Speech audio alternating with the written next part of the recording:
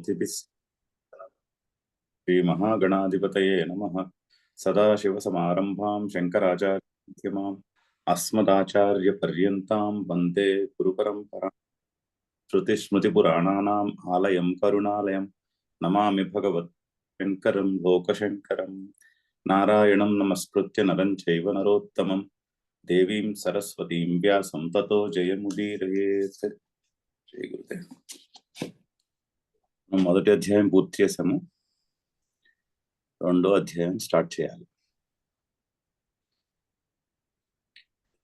So అర్జునుడు last శ్లోకంలో, మొదటి అధ్యాయం లాస్ట్ శ్లోకంలో విసృజ్య సశరం చాపం శోక సంవిఘ్న మానస రథోపస్థ ఉపావిశత్.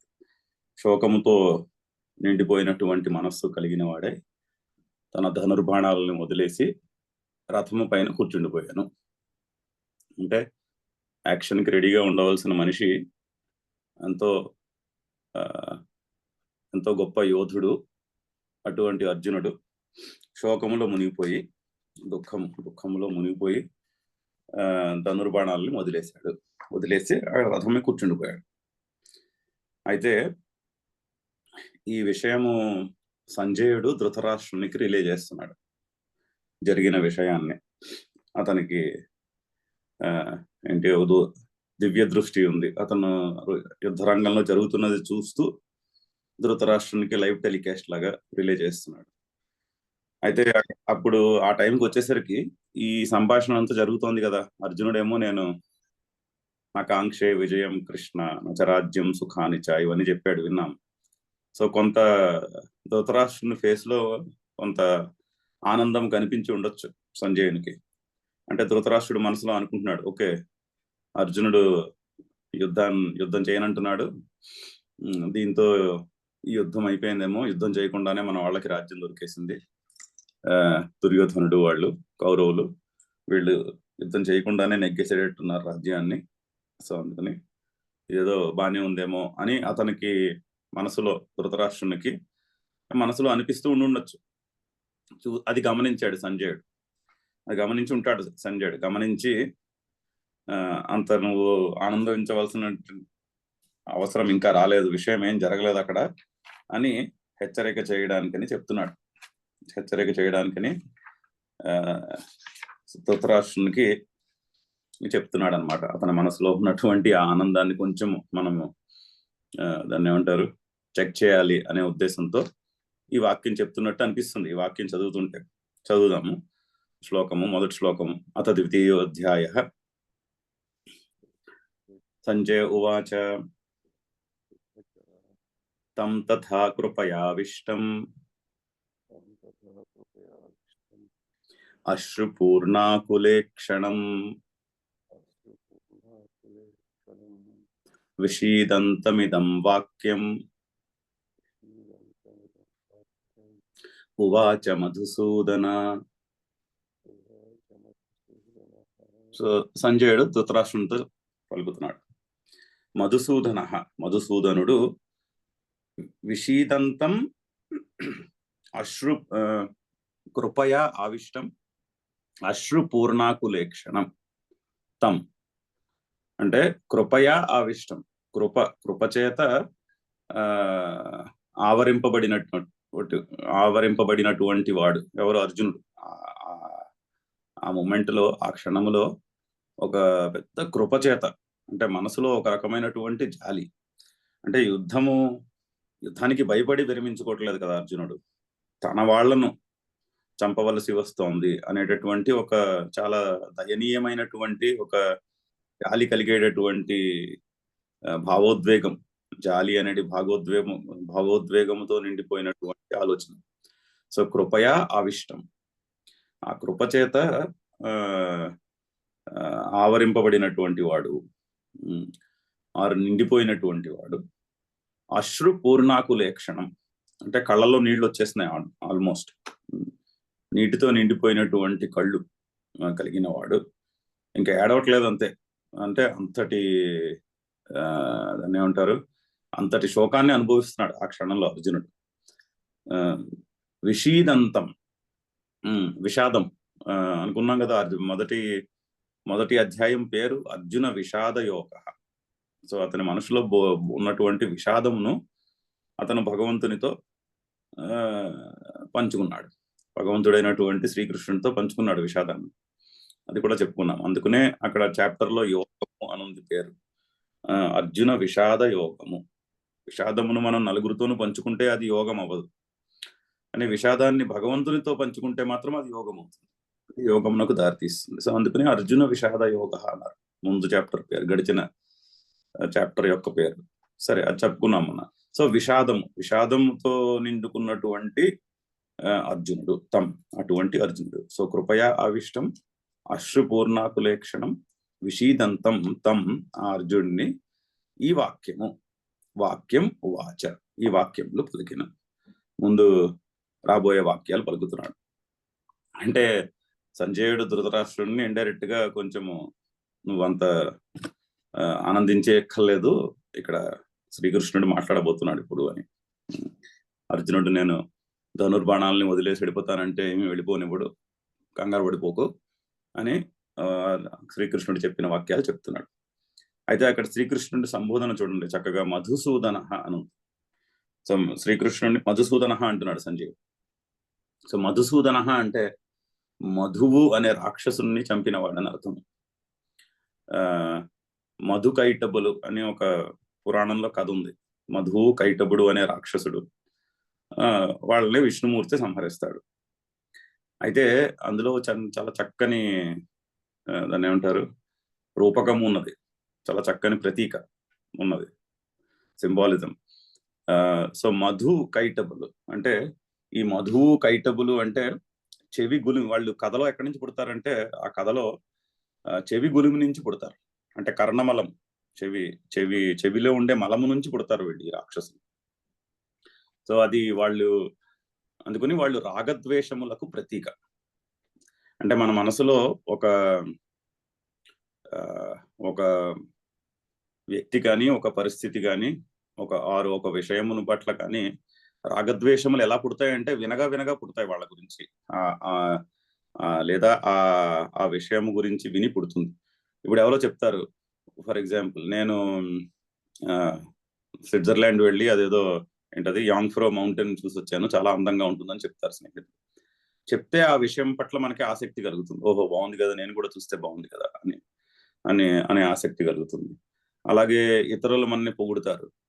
ఇతరులు మనని పొగిడినప్పుడు ఆ విషయం పట్ల ఆసక్తి కలుగుతుంది, వింటాం ఆ పొగడ్తలు విని.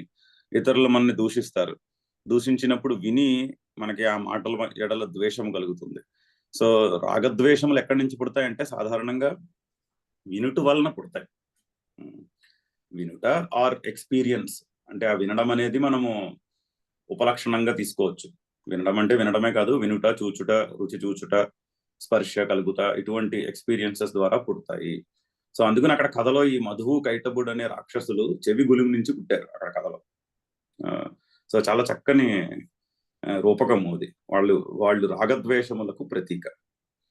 అయితే అందులో కథలో ఇంకో చిన్న ఛాలెంజ్ కూడా ఉంటుంది. మధు కైటబుల్ని చంపడం అనే కథ విష్ణు పురాణంలో వస్తుంది. అది ఏంటంటే వాళ్ళని నీళ్లలో చంపలేడు విష్ణుమూర్తి, వాళ్ళని డ్రై ఏరియాలో చంపాలి ఆ రాక్షసుల్ని, అది ఛాలెంజ్. సో అందుకని తొడ మీద కూర్చోబెట్టుకుని చంపుతాడో ఇలా అలాంటిది ఏదో ఉంది కదా, నాకు పూర్తిగా తెలియదు కానీ. సో అంటే అక్కడ ఆ నీరు కూడా ప్రతీక. నీరు సలిలము స్నేహానికి, ఆసక్తికి ప్రతీక. సో రాగద్వేషములను అధిగమించాలి అంటే స్నేహము, ఆసక్తి ఉంటే రాగద్వేషాలు పోవు. ఆ రాగమును అధిగమించాలి, రాగద్వేషాలు పోవాలంటే కొంత మనసులో వైరాగ్యం ఏర్పడాలి. కొంత వైరాగ్యం ఏర్పడితే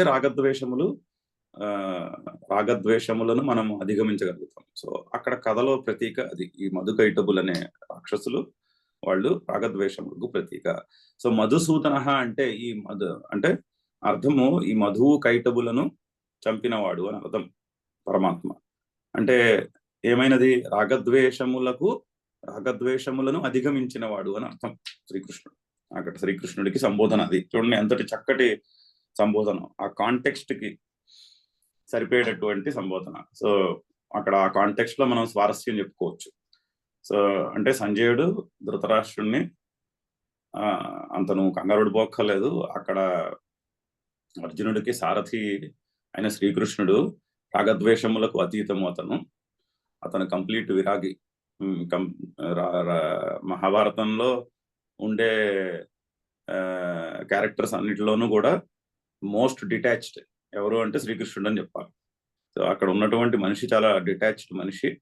అంత తేలిగ్గా ఏమి అర్జునుడిని యుద్ధము మానేటట్టు ఒప్పేసుకోడు అని అని ఇండైరెక్ట్ గా వార్న్ చేస్తున్నట్టు ఆ మధుసూదన అనే అనే సంబోధనలో మనకి ఆ స్వారస్యం కూడా కనిపిస్తూ ఉంటుంది.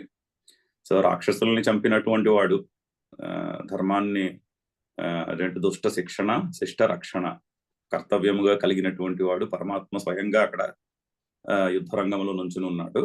సో నువ్వంత అర్జునుడు ధనుర్బాణాలని వదిలేసి కూర్చుండిపోయాడు, నాకు అక్కర్లేదు యుద్ధం అంటున్నాడు అంటే నిజంగా యుద్ధం మానేసి వెళ్ళిపోతాడని నువ్వు సంబరపడిపోక్కర్లేదు అని చెప్తున్నట్టు అక్కడ చక్కని స్వారస్యం ఒకటి, ఇండైరెక్ట్ ఇంప్లైడ్ మీనింగ్ ఒకటి చక్కగా అక్కడ మనకి కనిపిస్తూ ఉంటుంది జాగ్రత్తగా పరిశీలిస్తే.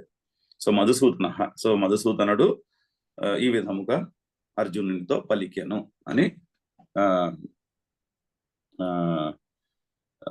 సంజయుడు ధృతరాష్ట్రుడితో చెప్తున్నాడు. సాధారణంగా ఏంటంటే మనకి ఏదైనా సిచ్యువేషన్ లో కర్తవ్యం ఏమిటో క్లియర్ గా కనిపిస్తూ ఉంటుంది. మన డ్యూటీ ఏమిటి, ఈ పరిస్థితిలో నేను చేయవలసినటువంటి డ్యూటీ, కర్తవ్యము ఏమిటి, నా కర్తవ్యము అన్నది 99.99% అంత కష్టమైన విషయం కాదు తెలుసుకోవడం. ఎదురుగా కళ్ళకి కొట్టొచ్చినట్టు కనిపిస్తూ ఉంటుంది, ఇది నేను చేయవలసిన పని, ఇది కర్తవ్యం ఇది అని. కానీ చేయలేము చాలాసార్లు. చేయలేకపోవడానికి కారణము రాగద్వేషములు. అర్జునుడికి కూడా అదే పరిస్థితి జరుగుతుంది. క్షత్రియ వీరుడు, ధర్మయుద్ధము ఇది, రాజ్యము వాళ్ళకి బై డిఫాల్ట్ ధర్మబద్ధంగా రాజ్యము వచ్చి ఉండాలి, అంతా కాకపోతే కొంత షేర్ అయినా వచ్చి ఉండాలి. వాళ్ళందరూ అన్నదమ్ములే కదా, అందరికీ ఈక్వల్ గా వచ్చి ఉండాలి రాజ్యం. రాలేదు. పైగా చాలా ఏళ్ళు చాలా అన్యాయం చేస్తూ వచ్చారు కౌరవులు. సో అందులో యుద్ధం చేయడానికి కారణము ఆబ్వియస్, చాలా కళ్ళకు కొట్టొచ్చినట్టు కనిపిస్తూ ఉంటుంది యుద్ధం చేయాల్సిన పరిస్థితి అని చెప్పి క్షత్రియునికి. కానీ రాగద్వేషములు కారణముగా అతను అలా ఆలోచించలేకపోతున్నాడు. సో ఇక్కడ ఆ మధుసూదన అన్నటువంటి చక్కని నామంలో మనము ఈ స్వారస్యం అంతా చెప్పుకోవచ్చు అక్కడ. సో ఒక ఇంపార్టెంట్ పాయింట్, కర్తవ్యము ఏమిటి అన్నది తెలుసుకోవడం పెద్ద కష్టం కాదు, అది చాలా క్లియర్ గా కనిపిస్తూ ఉంటుంది. కాకపోతే చేయడానికి ఈ రాగద్వేషం, ఈ మధుకైటుకులు అనే రాక్షసులు అడ్డుపడుతూ ఉంటారు చేయడానికి. అంటే రాగద్వేషములు ప్రతి క్షణము రాగద్వేషములు మనకి అడ్డవుతూ ఉంటాయి. సో ఆ రాగద్వేషములను అధిగమించి మనం చేయవలసిన కర్తవ్యము చేయవలెను అని అక్కడ చక్కని స్వారస్యం ఒకటి ఉన్నది. చదువుదాం ఇంకొకసారి శ్లోకము, చదివి ముందుకెళ్దాం. తం సంజయ ఉవాచ తం తథా కృపయావిష్టం అశ్రుపూర్ణాకులేక్షణం విషీదంతమిదం వాక్యం ఉవాచ మధుసూదన. రెండో శ్లోకం. కుతస్త్వాకష్మలమిదం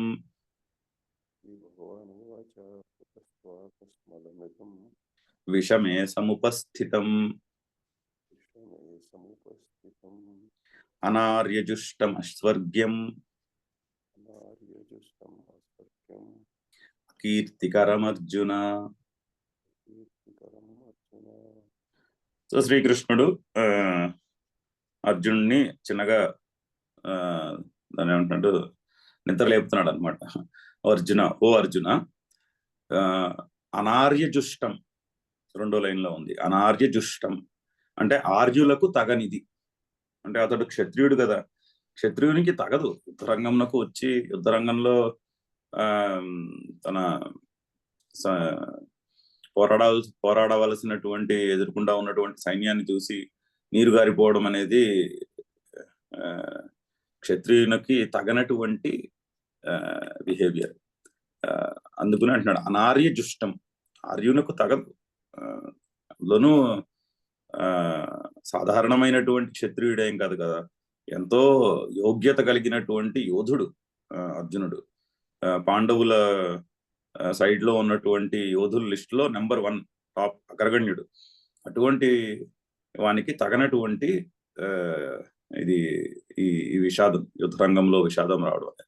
సో అనార్య జుష్టం, పైగాను అస్వర్గ్యం, కీర్తిని అంటే మంచి రిజల్ట్ నేమి ఇచ్చేది కాదు యుద్ధం చేయకపోవటం అనేది. క్షత్రియునకు అతని కర్తవ్యము ధర్మాన్ని కాపాడుట అనేది యుద్ధం చేసి. సో ధర్మయుద్ధంలో ఒకవేళ చనిపోతే అది స్వర్గానికి తీసుకెళ్తుంది, లేదా నెగ్గితే రాజ్య సుఖాన్ని అనుభవిస్తారు. సో ఏ విధంగా చూసినా కూడా సుఖము అతనికి ఏమంటారు, మంచి ప్రయోజనాన్ని ఇచ్చేది యుద్ధమే అక్కడ. సో అందుకని అస్వర్గ్యం అంటున్నాడు. నువ్వు పారిపోవడము అస్వర్గ్యం, అదేమి నీకు పారిపోయి నేను అక్కడెక్కడికో వెళ్ళి భిక్షాటనం చేసుకుని అంటావేమో, అదేదో నీకు మంచి మంచి గతులు ఇస్తుంది అనుకుంటున్నావేమో, అలా ఏం కాదు అంటున్నాడు. అంతే కదా, అతను క్షత్రియుడు, అతను యుద్ధం మానేసి ఇంటికి వెళ్తే వాళ్ళు ఏమి చప్పట్లు కొట్టి గౌరవించరుగా, గాజులు తొడిగి అవమానిస్తారు. అర్జునుడు యుద్ధాన్ని నుంచి పారిపోయి వచ్చేసేవని వాళ్ళ ఇంట్లో వాళ్ళే అలా అవమానిస్తారు. సో అందుకని అస్వర్గ్యం, పైగా అకీర్తికరం, ఉన్న కీర్తి పోతుంది. అర్జునుడికి బోల్డ్ అంత కీర్తి అతని పేరులోనే ఉంది, అర్జున, అర్జునాత్ అర్జున, బాగా సంపాదించగలిగి, అంటే బోల్డ్ అంత యోగ్యతను సంపాదించుకున్న వ్యక్తి కాబట్టి అర్జునుడు అయ్యాడు. రుజుత్వం, స్ట్రైట్, మనసా వాచ కర్మణ, 3 ఒకే స్ట్రైట్ లైన్ లో ఉంటాయి అర్జునుడు ఎప్పుడు కూడా. మహాభారతంలో స్టోరీస్ చూస్తే అర్జునుడు చాలా extremely high levels of integrity ఉన్నటువంటి వ్యక్తి. సో అది అర్జున అంటే ఇంటిగ్రిటీ, పర్సనల్ ఇంటిగ్రిటీ చాలా ఎక్కువ అర్జునుడికి. సో అంటే మనసులో ఉన్న ఆలోచన, వాక్కు, చేష్ట, 3 కర్మ, 3 కూడా స్ట్రైట్ లైన్ లో ఉంటాయి. అది అర్జున అంటే. అటువంటి వ్యక్తికి ఇది తగినటువంటి ఆలోచన, ఇక్కడ విషాదం పుట్టడం. సో అకీర్తికరం, సో ఉన్న కీర్తి కూడా పోయేటటువంటిది. ఇటువంటి కష్మలము అంటున్నాడు అక్కడ చూడండి. కుతస్త్వ కష్మలం ఇదం, ఈ కష్మలము అంటే అదొక, దాన్ని ఏమన్నారు తెలుగులో, కరడు కట్టినటువంటి దోషం. అంటే మామూలు దోషం కూడా కాదు, అంటే ఏమంటారంటే ఒక చాలా పెద్ద దోషం, అది కూడా మామూలుగా కాదు, బాగా దాన్ని ఏమంటారు, బాగా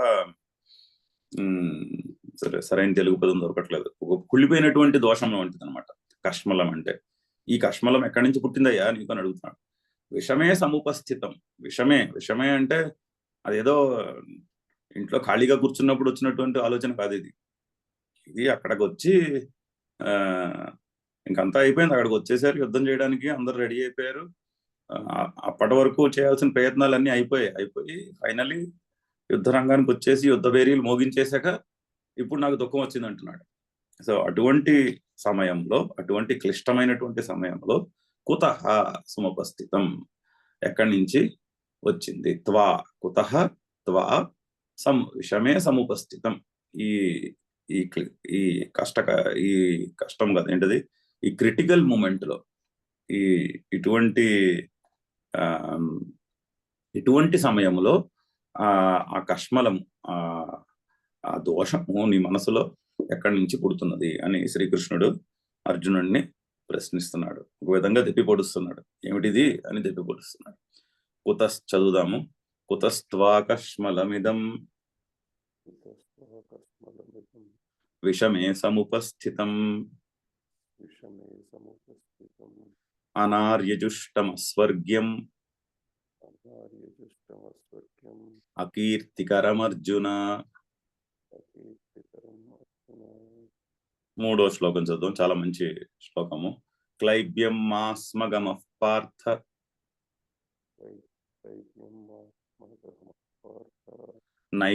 నైతత్వయ్యుపపద్యతే క్షుద్రం హృదయ దౌర్బల్యం త్యక్త్వోత్తిష్ఠ పరంతప. సో పరంతప. సో అర్జునుడిని సంబోధిస్తున్నాడు, అంటే కొంచెము దాన్ని ఏమంటారు, మోటివేట్ చేస్తున్నాడు, లే ఏమిటిది అని. సో అందుకని పరంతప అని పిలుస్తున్నాడు అతన్ని. పరంతప అంటే శత్రువులను పీడించువాడు అని అర్థం. సో శత్రువులను పీడించే ఓ అర్జునుడా, ఏమిటిది అంటున్నాడు అన్నమాట. క్లైబ్యం మాస్మ గమః, మా గమః. క్లైబ్యము అంటే నపుంసకత్వం అని అర్థం. నపుంసకత్వము ఎందుకు పొందుతున్నావు అంటున్నాడు. ఈ క్లైబ్యము అన్న పదము మనకి రామాయణంలో కూడా విశ్వామిత్రుడు వాడతాడు. తాటకిని చంపడానికి రాముణ్ణి అక్కడ నియమించినప్పుడు తాటకి స్త్రీ కదా, స్త్రీని నేను బాణంతో ఏం కొడతాను అని ఒక్క క్షణము చిన్న అడుగు వెనక్కేస్తాడు రాముడు. ఇంతలో ఆమె విజృంభించేస్తుంది, ఆ ఒక్క క్షణము అడుగు వెనక్కేటది. అప్పుడు విశ్వామిత్రుడు రాముణ్ణి కూడా ఏమిటి క్లీబత్వం పొందుతున్నావు అని అక్కడ కూడా వారిస్తాడు. నువ్వు చేయాల్సిన పని చెయ్యి అని అక్కడ విశ్వామిత్రుడు రాముణ్ణి కూడా ఈ విధంగానే వారిస్తాడు. ఈ క్లైబ్యము అన్న మాట, ఇదే మాట అక్కడ కూడా వినిపిస్తుంది ఆ శ్లోకాల్లో అక్కడ.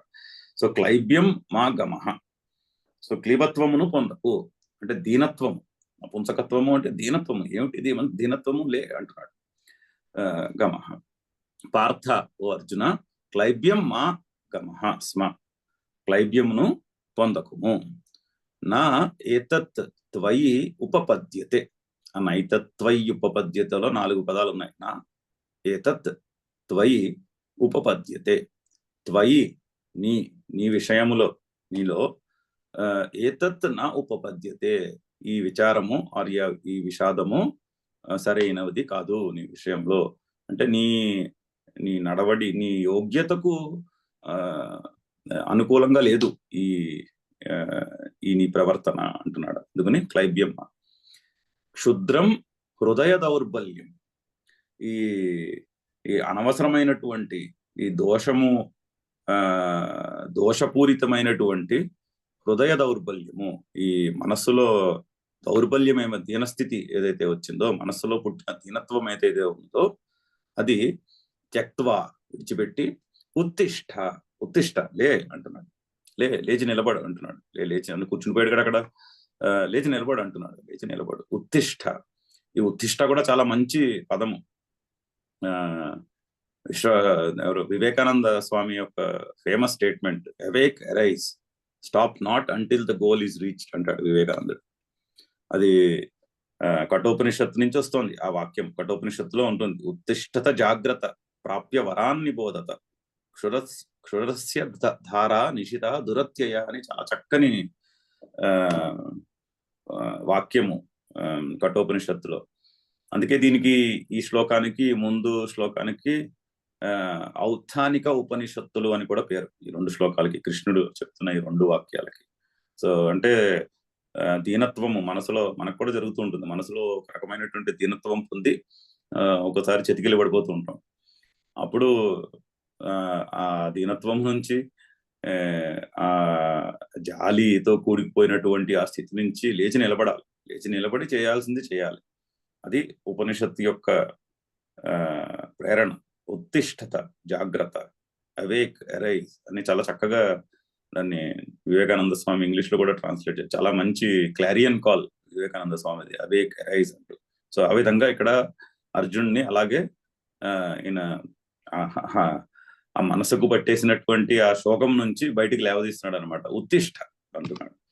ఉత్తిష్ట హే పరంతప ఉత్తిష్ట అంటున్నాడు. క్షుద్రం హృదయ దౌర్బల్యం త్యక్త్వా, ఈ మనసులో పుట్టినటువంటి ఈ దీనత్వమును విడిచిపెట్టి ఉత్తిష్ట లేచి నిలబడు. అంటే ఉత్తిష్ట అంటే లేచి నువ్వు చేయవలసినటువంటి పని చేయి. నీకు పట్టినటువంటి ఈ నిరాశ, నిస్పృహ వీటిని వదిలేసి ఉత్తిష్ట అంటున్నాడు.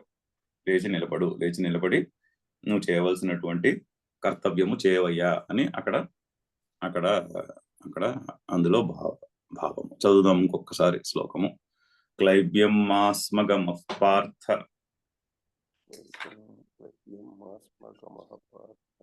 నైతత్వయ్యుపపద్యతే క్షుద్రం హృదయ దౌర్బల్యం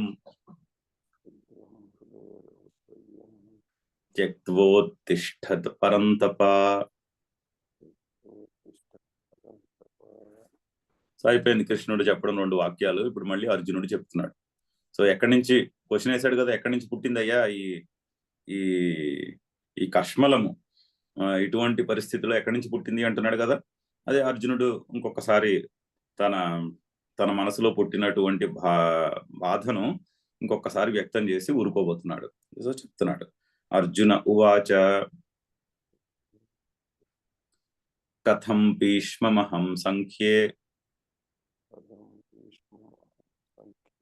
ద్రోణం చ మధుసూదన ఇషుభిః ప్రతియోత్స్యామి పూజార్హా వరిసూదన. సో మధుసూదన అరిసూదన 2 పేర్లు 2 విధాలుగా సంబోధిస్తున్నాడు కృష్ణుడిని. 2 వాక్యాల్లోనూ లాస్ట్ లో ఉన్న పదాలు. మధుసూదన కింద పూజార్హౌ అరిసూదన, పూజార్హ వరిసూదన సంధి, పూజార్హౌ అరిసూదన. సో ఓ మధుసూదన, ఓ అరిసూదన. అరిసూదన అంటే శత్రువులను పీడించువాడు అని, చంపువాడు అని. మధుసూదన అంటే ఇందాక చెప్పుకున్నాం, మధుకైటబులను సంహరించువాడు. సో ఇతను ఇండైరెక్ట్ గా ఇతను కూడా అదే మాట్లాడుతున్నాడు. నువ్వైతే రాక్షసుల్ని దుష్టులను చంపే పని నీ కర్తవ్యంగా కలిగిన వాడు. ప్రస్తుతానికి నాకైతే యుద్ధం చేసే ఇంట్రెస్ట్ లేదు అనేటటువంటి కాంటెక్స్ట్ లో మధుసూదన అరిసూదన అని శ్రీకృష్ణుడిని సంబోధిస్తున్నాడు. సో ఏమంటున్నాడు, భీష్మం ద్రోణంచ, ఈ భీష్మ ద్రోణులను అహం నేను సంఖ్యే యుద్ధమునందు కథం ఏ విధంగా ఎదుర్కొంటాను. అంటే నాకు చెప్పాడు కదా, వరసకు వాళ్ళు ఆచార్యులు, తండ్రి గురువు స్థానంలో ఉన్నవాళ్ళు. ద్రోణుడు భీష్ముడు. భీష్ముడు అయితే పితామహుడు, ద్రోణుడు అయితే ఆచార్యుడు. ఈ ఆచార్యులను పితామహులను ఏ విధంగా నేను యుద్ధంలో ఎదుర్కొనేది అంటున్నాడు. పైగా మామూలుగా యుద్ధంలో ఎలా ఎదుర్కోవాలి, ఇషుభిః ప్రతియోత్స్యామి పూజార్హౌ, పూజార్హులు వీళ్ళిద్దరు. పూజార్హౌ ద్వివచన శబ్దం, రామౌలక. పూజార్హౌ అంటే ఎవరు ఆ పూజకు అర్హులు ఎవరు, ద్రోణుడు భీష్ముడు. వాళ్ళిద్దరిని యుద్ధం రంగమునందు కథం నేను ఇషుభిః ప్రతియోత్స్యామి, ఇషుభిః అంటే బాణముల చేత, ప్రతియోత్స్యామి వాళ్ళ ఎదురుగుండా నుంచి యుద్ధం ఎలా చేయను, ఏ విధంగా నేను పూజించవలసినటువంటి మనుషుల్ని యుద్ధరంగంలో ఎదురుగుండా నుంచి బాణాలు వేసి ఎలా కొట్టను నేను అని కృష్ణుడు అంటున్నాడు. మరి ఈ కష్మలం ఎక్కడి నుంచి పుట్టింది అడుగు, అక్కడి నుంచి పుట్టింది అంటున్నాడు.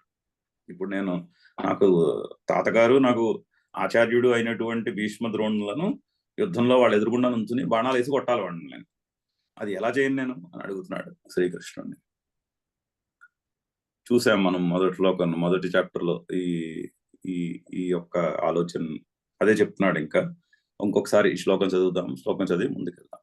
అర్జున ఉవాచ కథం భీష్మమహం సంఖ్యే ద్రోణం చ మధుసూదన ఇషుభిః ప్రతియోత్స్యామి పూజార్హా వరిసూదన.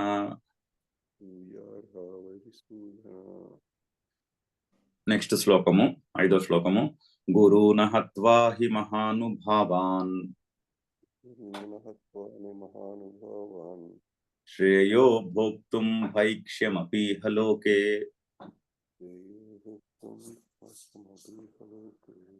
అర్థకామాన్స్తు గురూనిహైవ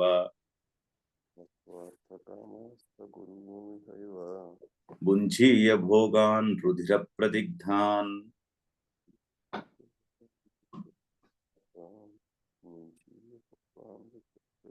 సో మహానుభావాన్ గురూన్ అహత్వా అంటే ఏం చేద్దాం అనుకుంటున్నాడు, ఈ మహానుభావులైనటువంటి గురువులను అంటే భీష్ముడు ద్రోణులు మొదలగు వారిని అహత్వ చంపకుండా ఇహ లోకే ఈ లోకమునందు భైక్ష్యం భోక్తుం శ్రేయ.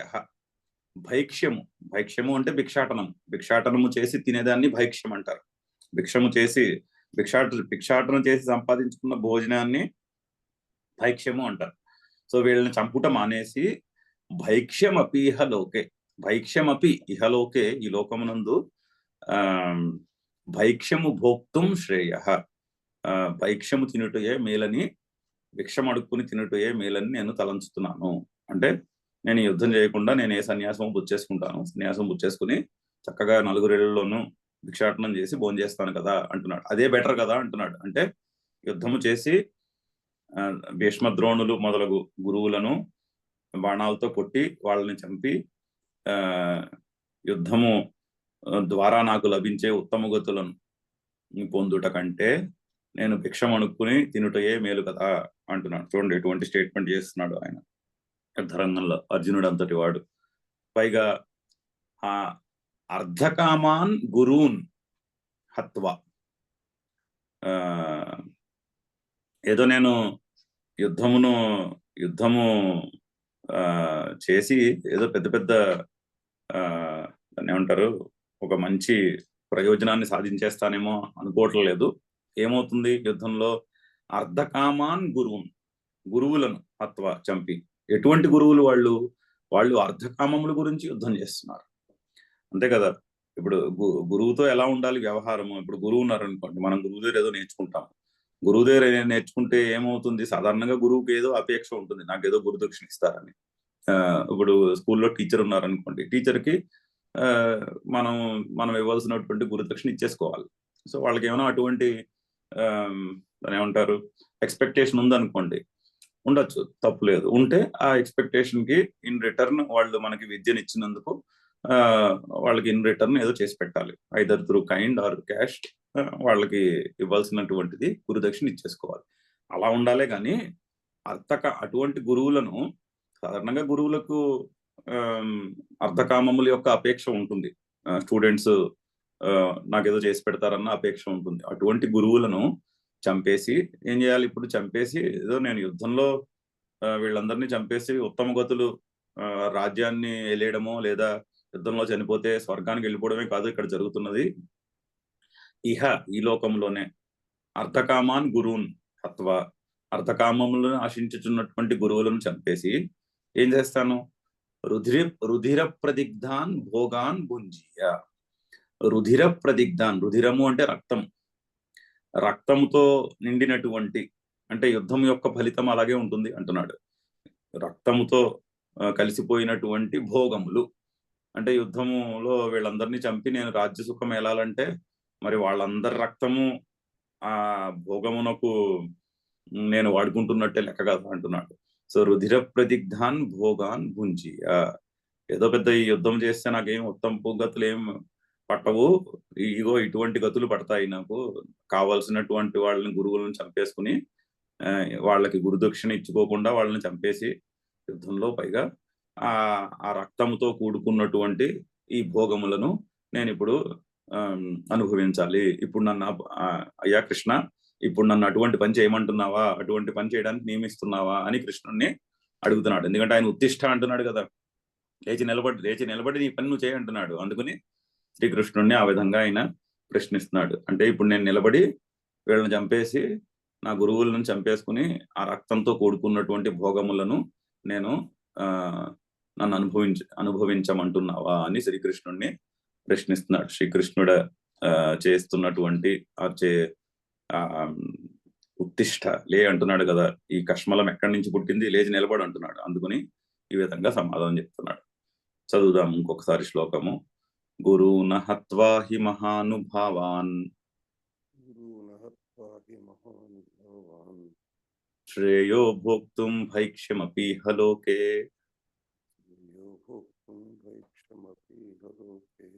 హత్వార్థకామాన్స్తు గురూనిహైవ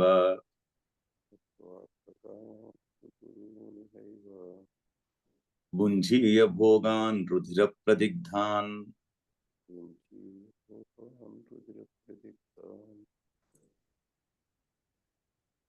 6వ శ్లోకం చదువుతాము. నచైతద్విద్మః కతరన్నో గరీయో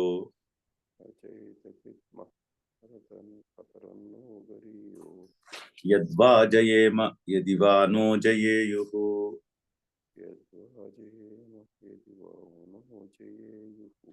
యానేవ హత్వా న జిజీవిషామ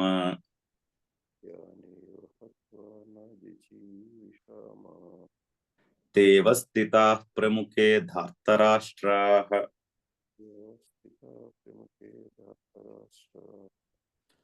సో యానేవ హత్వా న జిజీవిషామః ఆపితే విసర్గ చెప్పుకోవాలి.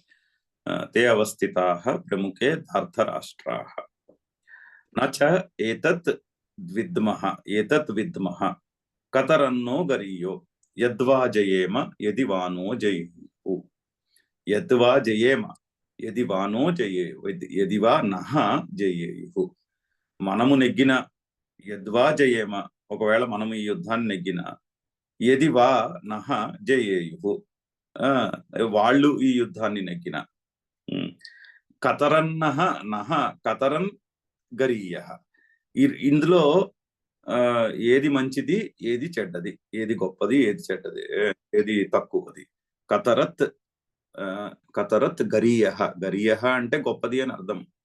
కతరత్ గొప్పది. ఈ రెండిట్లోనూ ఏది శ్రేష్టమైనది అది నాకు తెలియట్లేదు అంటున్నాడు. నా ఏతత్ నః విద్మః. విద్మః అంటే తెలుసుకునుట, తెలుసుకోలేకపోతున్నాము. ప్లూరల్, బహువచన పదము, బహువచనము వర్బ్ విద్మః. నా విద్మః అంటే మాకు తెలియట్లేదు. అంటే ఇక్కడ యుద్ధ రంగంలో ఉన్న వాళ్ళందరికీ కూడా, మా అందరికీ కూడా, ఇప్పుడు మనందరికీ కూడా ఇందులో ఏది మంచో తెలియట్లేదు కదా అంటున్నాడు. మనం వాళ్ళందరినీ చంపేసి మన కుటుంబం వాళ్ళనే మనం చంపేసుకుని యుద్ధం నెగ్గుట మంచిదా, లేకపోతే మన కుటుంబీకుల చేతుల్లో మనమే చనిపోయి వాళ్ళకి జయాన్ని కల్పించుట మంచిదా? ఈ రెండిట్లో ఏది గొప్పదో నాకేం అర్థం కావట్లేదు అంటున్నాడు. మనకేమీ అర్థం కావట్లేదు కదా అంటున్నాడు. ఎందుకు? యానేవ హత్వ న జిజీవిషామః. ఎవరినైతే చంపేసి మనమే ఉండలేము. ఇప్పుడు వీళ్ళందరూ కజిన్సే కదా, కజిన్స్, ఫ్రెండ్స్, గురువులు, తాతలు, వాళ్ళ తండ్రులు, వరుసలో ఉన్న వాళ్ళందరూ బంధువులు. ఈ బంధువులందరినీ చంపేస్తే మనం ఏం ఉండగలుగుతాము? వాళ్ళ గురించే కదా మనము ఉండాలనుకునేది కూడా. సాధారణంగా అలాగే ఉంటుంది కదా ఆలోచన. మనందరము బతికి మనతో ఉన్న వాళ్ళందరూ కూడా ఆనందంగా ఉండాలనే ఆలోచన ఉంటుంది మనుషులకి. అదే చెప్తున్నాడు, ఎవరు చనిపోతే మనం ఆనందంగా ఉండము. యానేవ హత్వ న జిజీవిషామః. ఎవరినైతే చంపేసి మనము పీస్ఫుల్ గా ఉండలేము, మనము ఆనందంగా ఉండలేము. తే అవస్థితాః ప్రముఖే, తే ధార్తరాష్ట్రాః ప్రముఖే అవస్థితాః. అటువంటి ధృతరాష్ట్రుని యొక్క కుమారులు అంటే అటువంటి కౌరవులు, అంటే నాకు అన్నలు, తమ్ముళ్ళు, మేనమావలు, వరుసకి అయినటువంటి వాళ్ళందరూ కూడా ప్రముఖే అవస్థితాః, నా ముందు యుద్ధానికి సంసిద్ధులై నిలబడి ఉన్నారు కదా.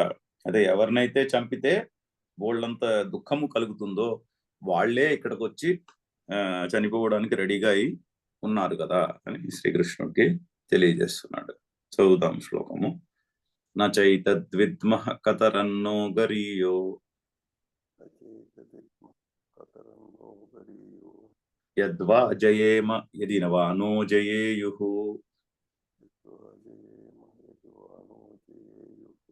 యానేవ హత్వా న జిజీవిషామః.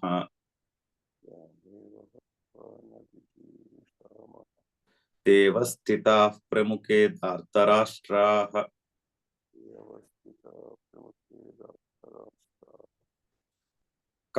నెక్స్ట్ చదువుదాము. కార్పణ్య దోషోపహత స్వభావః.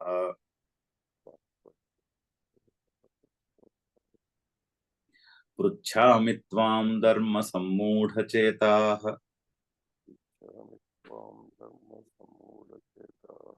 యచ్ఛ్రేయస్యాద్ నిశ్చితం బ్రూహి తన్మే.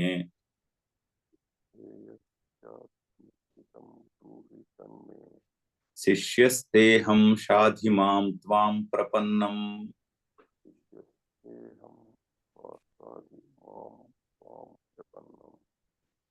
ఇంకా విషాదం గురించి చెప్పుకోవడం అయిపోయింది. ఇందులో ఏది మంచిదో నాకు తెలియట్లేదు అంటున్నాడు. చెప్పాడు కదా, యద్వా జయేమ యది వానో జయేయుః. ఇంక ఇందులో ఏది మంచిదో నాకు తెలియట్లేదు, నువ్వే ఆలోచించి చెప్పు, నిన్ను నేను శరణు కోరుతున్నాను అని ఇక్కడికి వచ్చి ఫైనల్లీ శ్రీకృష్ణునికి శరణాగతి చేస్తున్నాడు. ఇంకా నాకు అర్థం కావట్లేదయ్యా, ఏం చెప్పాలో ఏం చేయాలో నువ్వే డిసైడ్ చేసి చెప్పు. ఇప్పుడు నన్ను ఏం చేయమంటావో నువ్వు నాకు డిసైడ్ చేసి చెప్పు. అసలు ఎందుకు నేను ఆలోచించలేకపోతున్నాను? కార్పణ్య దోషోపహత స్వభావ. కార్పణ్య దోషము ముందు కూడా చెప్పుకున్నాం, ఒక కరుణ అనేటటువంటి కృప అనేటటువంటి దోషం. మనసులో దీనత్వము పుట్టినది. కార్పణ్యము అంటే దీనత్వం. ఆ మనసులో దీనత్వం నుంచి పుట్టినటువంటి ఆలోచనలు కానీ. కార్పణ్య దోషోపహత స్వభావ అంటే నా స్వభావము, అంటే నా నేచర్, అంటే ప్రవృత్తి. సాధారణంగా నేను ఏ కర్తవ్యం చేయాలన్నది క్లియర్ గా తెలుస్తుంది, కానీ ఇక్కడ మాత్రం ఆ కార్పణ్య దోషము కార్పణ్య దోషము నుంచి కలిగినటువంటి ఆలోచన. హత స్వభావ. పృచ్ఛామి త్వాం ధర్మ సమ్మూఢ చేతాః. ధర్మ సమ్మూఢ చేతాః, ధర్మ సంకటంలో పడిపోయాను. ఇప్పుడు యుద్ధం చేసి నా స్వజనులను చంపి నేను ధర్మయుద్ధం చేసి యుద్ధం నెగ్గుట మంచిదా, లేదా యుద్ధం వాళ్ళ చేతిలో చనిపోవటం మంచిదా అనేటటువంటి ఒక ధర్మ సంకటంలో పడిపోయాను నేను. త్వాం పృచ్ఛామి, అందుకని నిన్ను అడుగుతున్నాను. యత్ శ్రేయ స్యాత్ నిశ్చితం బ్రూహి తత్ మే నిశ్చితం బ్రూహి. నాకు నువ్వు డిసైడ్ చేసి చెప్పు. ఫైనలీ ఏమిటి చెప్పాలి? నాకు ఏది శ్రేయస్సో చూడండి, అక్కడ అడిగిన ప్రశ్న కూడా చూడండి ఎంత చక్కగా ఉందో. ఏది శ్రేయస్సో అది చెప్పుకుంటున్నాడు. ఏది ప్రేయస్సో చెప్పమనట్లేదు. శ్రేయస్సు ప్రేయస్సు అని రెండు పదాలు సంస్కృతంలో. శ్రేయస్ అంటే లాంగ్ టర్మ్ ఇంపాక్ట్ ఉండే విషయం, మంచి. ప్రేయస్ అంటే ఇమీడియట్ పర్సనల్ బెనిఫిట్ కి సంబంధించినటువంటి వాక్యం. Material progress, immediate personal benefit కి సంబంధించినటువంటి వాక్యం. పదానికి ప్రేయస్ అని పేరు. సో శ్రేయస్సు ప్రేయస్సు ఈ రెండు కూడా చాయిస్లు ఉంటాయి మనిషికని ఉపనిషత్ వాక్యం. శ్రేయశ్చ ప్రేయశ్చ మనుష్యమేత అని. ద్వౌ సంపరీత్య వివినక్తి తీర అన్నారు ఉపనిషత్తులో. ఆ రెండింటినీ జాగ్రత్తగా పరిశీలించాలి. Immediate personal benefit versus larger long term impact. Larger impact versus personal benefit. ఈ రెండింటిని జాగ్రత్తగా ఆలోచించి మనిషి ఆలోచించుకుని నిర్ణయించుకోవాలి అని ఉపనిషత్తు యొక్క బోధ. అదే అడుగుతున్నాడు ఇక్కడ, చాలా క్లియర్ గా అడుగుతున్నాడు. ప్రేయస్ అభ్యుదయం గురించి చెప్పమనట్లేదు, నాకు ఇమ్మీడియట్ గా ఏది మంచిదో చెప్పమనట్లేదు. లార్జర్ ఇంపాక్ట్, లాంగ్ టర్మ్ లో ఆలోచిస్తే వాట్ ఈస్ గుడ్, యత్ శ్రేయ స్యాత్ అది నిశ్చయించుకుంటుంది.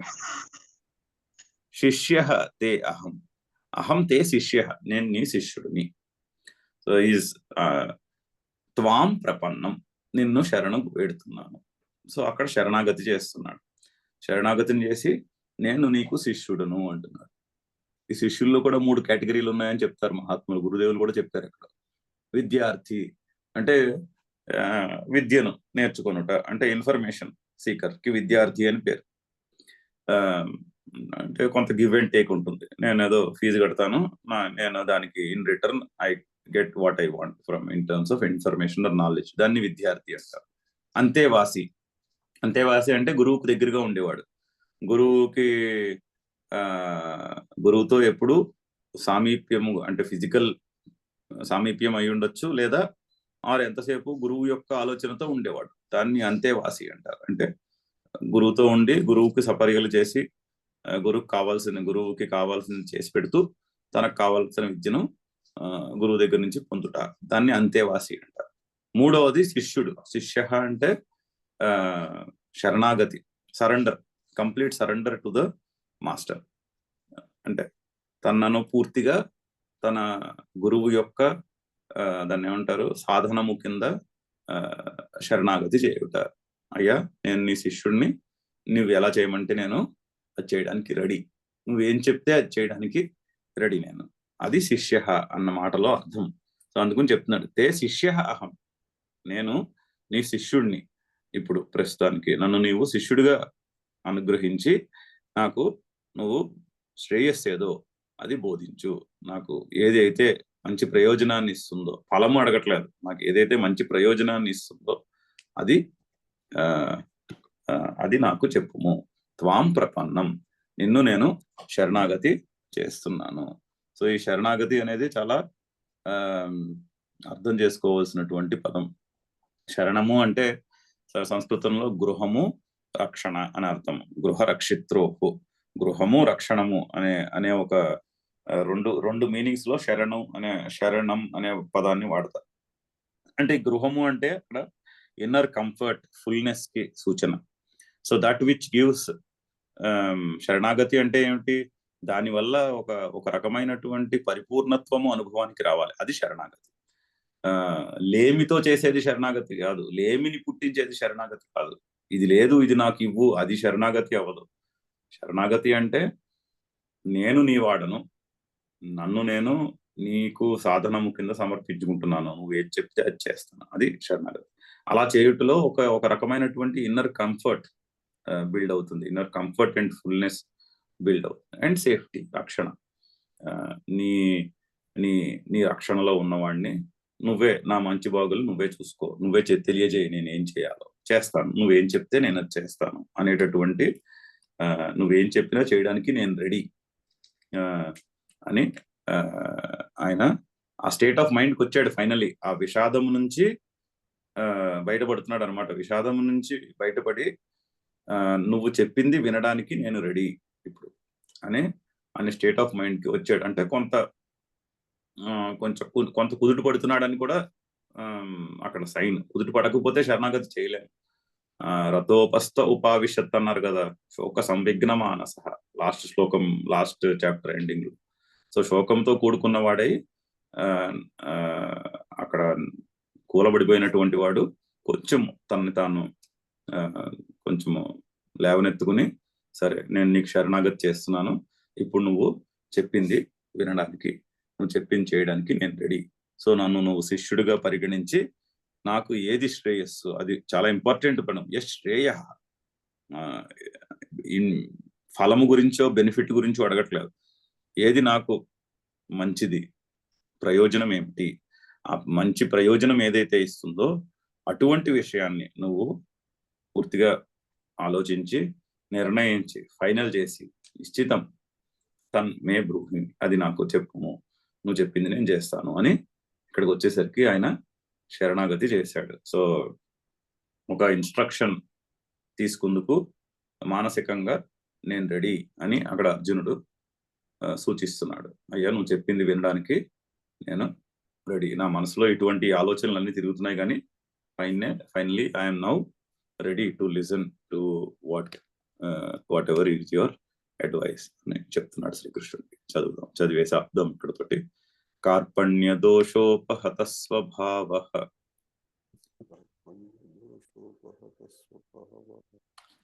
పృచ్ఛామి త్వాం ధర్మ సమ్మూఢచేతాః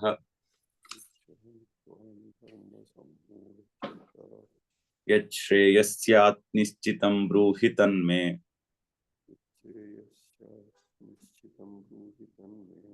శిష్యస్తేహం షాధి మాం త్వాం ప్రపన్నం.